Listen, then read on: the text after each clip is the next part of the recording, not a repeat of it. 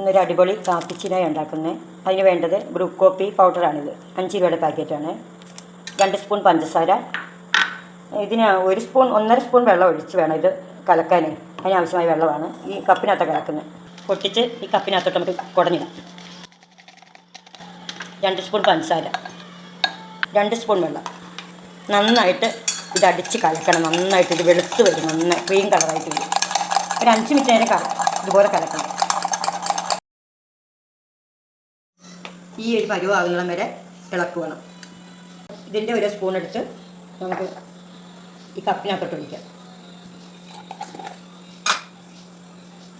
തിളച്ച പാല് ഒഴിക്കാം. പ്രത്യേകം ശ്രദ്ധിക്കണം, വെള്ളം ചേർക്കാത്ത പാലാണ് ഇത് തിളപ്പിച്ചത്. ആ പാൽ ഒഴിച്ചിട്ട് വേണം ഈ കാപ്പിച്ചിനോ ഒക്കെ എടുക്കാൻ.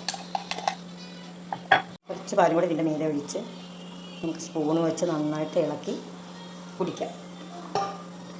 എല്ലാവർക്കും ഇഷ്ടപ്പെടും ഈ രീതിയിൽ. ഇതിൻ്റെ ടേസ്റ്റ് എല്ലാവർക്കും ഇഷ്ടപ്പെടുന്ന എല്ലാവരും ഇതൊന്ന് ട്രൈ ചെയ്ത് നോക്കണം കേട്ടോ.